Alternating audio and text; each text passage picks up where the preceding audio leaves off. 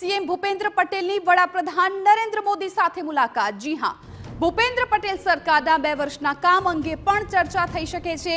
આવતીકાલે ભૂપેન્દ્ર પટેલ સરકારના 2 વર્ષ પૂર્ણ થવાના છે। કેન્દ્રીય ગૃહપ્રધાન અમિત શાહ સાથે પણ સીએમ છે મુલાકાત કરશે। અત્યારે આ તસવીરો પણ સામે આવી છે કે જ્યાં સીએમ ભૂપેન્દ્ર પટેલે નરેન્દ્ર મોદી સાથે મુલાકાત કરી છે। મહત્વપૂર્ણ છે કે આવતીકાલે ભૂપેન્દ્ર પટેલની સરકારના 2 વર્ષ પૂર્ણ થઈ રહ્યા છે અને એ પહેલા સીએમની પીએમ સાથે ખૂબ જ મહત્વપૂર્ણ મુલાકાત। 2 વર્ષ દરમિયાન જે કામો કર્યા છે એ કામોની ચર્ચા થશે। સાથે સાથે એ પણ સમાચાર છે કે કેન્દ્રીય ગૃહપ્રધાન અમિત શાહ સાથે પણ સીએમ ભૂપેન્દ્ર પટેલ છે એ મુલાકાત કરવાના છે।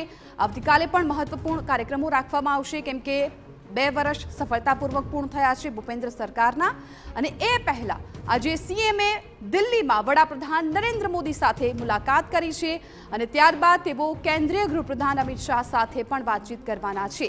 જે પ્રકારે ભૂપેન્દ્ર પટેલની સરકારના 2 વર્ષ પૂર્ણ થયા છે તો આ 2 વર્ષ દરમિયાન કયા કયા મહત્વપૂર્ણ કામો કરવામાં આવ્યા છે, જે કામો પૂર્ણ થયા છે એ કામોની ચર્ચા થઈ શકે છે। ત્યારબાદ આગામી વર્ષોમાં શું પ્લાનિંગ છે એ બાબતે પણ ચર્ચા થઈ શકે છે। પરંતુ અત્યારે મહત્વપૂર્ણ સમાચાર આ છે કે સીએમ છે એ દિલ્હી પહોંચ્યા છે પીએમ સાથેની તેમની આ ખાસ મુલાકાત અને ત્યારબાદ કેન્દ્રીય ગૃહપ્રધાન અમિત શાહ સાથે પણ તેઓ મુલાકાત કરવાના છે।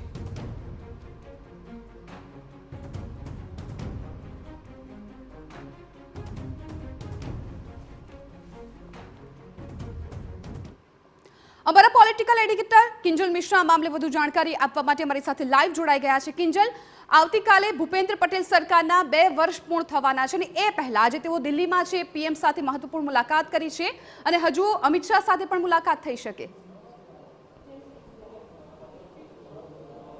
સ્વાભાવિક છે કે ભૂપેન્દ્ર પટેલ સરકાર 2.0 તેના જે 2 વર્ષ છે તે આવતીકાલે પૂર્ણ થઈ રહ્યા છે। ત્યારે આ 2 વર્ષની અંદર સરકારની કામગીરી કેવી રહી, ખાસ કરીને આ 2 વર્ષમાં એક પ્રયાસ હતો તે સૌથી નાના મંત્રીમંડળ સાથે કામગીરી કરવાનો। તો અત્યાર સુધીમાં સૌથી નાના મંત્રીમંડળ સાથે ભૂપેન્દ્ર પટેલ સરકાર છે તે કાર્યરત છે। તેની સાથે જ વાત કરવામાં આવે તો ભૂપેન્દ્ર પટેલ સરકાર 2.0 મહત્વપૂર્ણ એટલે પણ છે કેમ કે વિધાનસભાની ચૂંટણીમાં વડાપ્રધાન નરેન્દ્ર મોદી દ્વારા નરેન્દ્ર ભૂપેન્દ્રની જોડીની વાત હતી તે કરવામાં આવી હતી અને આ તમામની વચ્ચે વહેલી સવારે ભૂપેન્દ્ર પટેલ એ દિલ્હી ખાતે રવાના થયા, દિલ્હી જવા રવાના થયા હતા।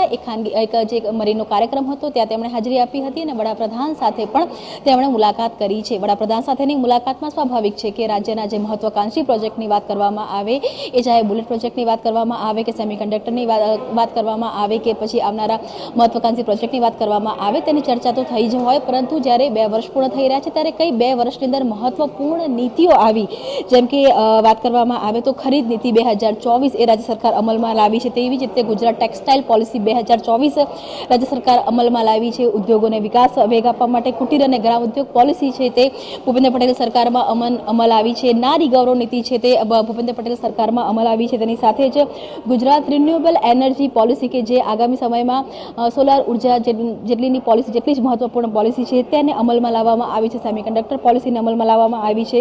ન્યૂ આઈટી ટેકનોલોજી પોલિસી છે તે કાર્યરત છે અને ગ્રીન હાઇડ્રોજન પોલિસી એટલે આ જે તમામ પોલિસીઓ છે આ પોલિસી પર પણ ચર્ચા થઈ હોય અને તેની સાથે જ આગામી વર્ષોની જે કામગીરી છે તેની પર પણ ચર્ચા થઈ હોય। એટલે કહી શકાય કે જે 2 વર્ષનું સર્વૈયું છે તેની ચર્ચા, સમીક્ષા અને આગામી સમયની જે કામગીરી છે તેની લઈને પણ જે ચર્ચા છે તે થઈ હોવી જોઈએ। વડાપ્રધાન દ્વારા આજે સમગ્ર તસવીરો છે તેને સોશિયલ મીડિયાના માધ્યમ પર મૂકવામાં આવી છે। તે જ બતાવી રહ્યું છે કે ભૂપેન્દ્ર પટેલ સરકારની જે કામગીરી છે તેની પર જે મહત્વપૂર્ણ કામગીરીઓ છે તેની પર ચર્ચા પણ થઈ હશે અને આગામી સમયની કામગીરીને લઈને પણ એક વ્યૂહરચના તૈયાર થઈ હશે। બિલકુલ કિંજલ, આભાર સમગ્ર માહિતી બદલ। તો અત્યારે આ તસવીરો પણ સામે આવી છે કે જ્યાં સીએમ ભૂપેન્દ્ર પટેલે વડાપ્રધાન નરેન્દ્ર મોદી સાથે દિલ્હીમાં મુલાકાત કરી છે। મહત્વપૂર્ણ છે કે આવતીકાલે ભૂપેન્દ્ર સરકાર 2.0ના 2 વર્ષ પૂર્ણ થઈ રહ્યા છે અને એ પહેલા સીએમની આ ખાસ મુલાકાત।